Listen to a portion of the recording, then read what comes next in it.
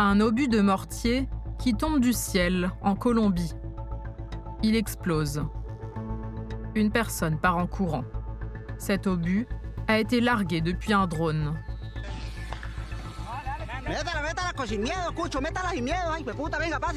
En Colombie, certains groupes armés ont commencé à utiliser des drones ces dernières années.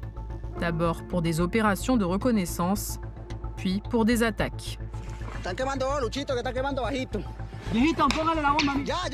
Des projectiles, comme celui-ci, sont fixés au drone, puis largués. Ce type d'attaque se multiplie depuis 2024 et commence à transformer le conflit colombien.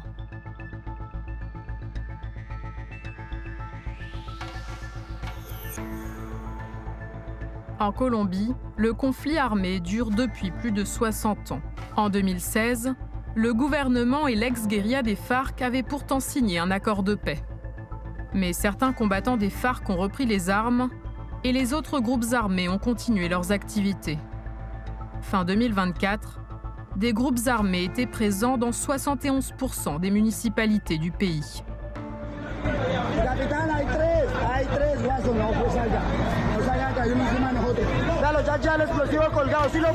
Les groupes qui ont des drones ciblent surtout la police, l'armée et des groupes rivaux.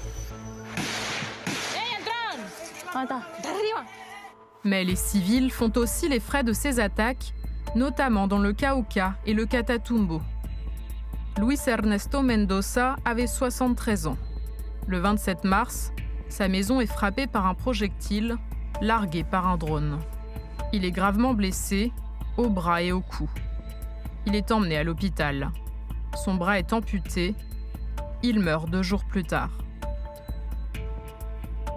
En juillet 2024, un enfant avait été tué lors d'une attaque de drone au niveau d'un terrain de sport. Il s'appelait Dylan.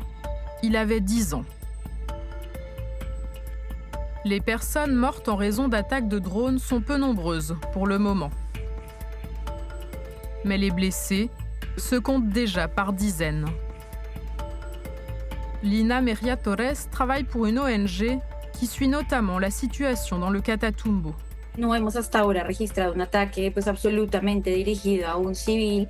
Sin embargo, si sabes que vas a impactar en una zona que tiene una alta densidad poblacional, es evidente que vas a atacar también a la población civil.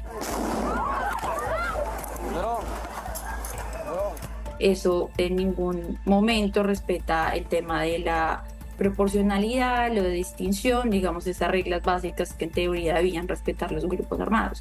Nous avons échangé avec un habitant du Catatumbo. Nous l'avons anonymisé pour des raisons de sécurité. Esos drones y el conflicto nos hizo desplazar, abandonar nuestras viviendas, nuestras tierras.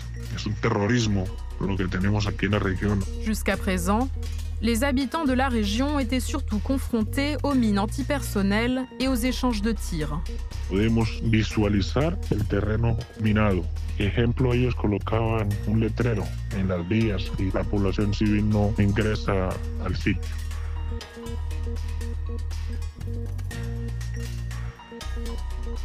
Podemos oír el sonido de las balas.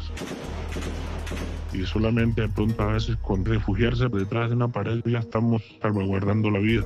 Con los drones es diferente. No sabemos en qué momento llegan, en dónde los van a descargar, porque es aéreo. No se ven. La majorité des attaques de drones ont été répertoriées dans le département du Cauca. Elles ont eu lieu dans des zones où est cultivée la coca, une plante utilisée pour produire la cocaïne. Le narcotrafic et la violence sont étroitement liés. Les attaques avec drones sont surtout commises par des groupes dissidents des FARC et par l'ELN, une guérilla active depuis les années 60.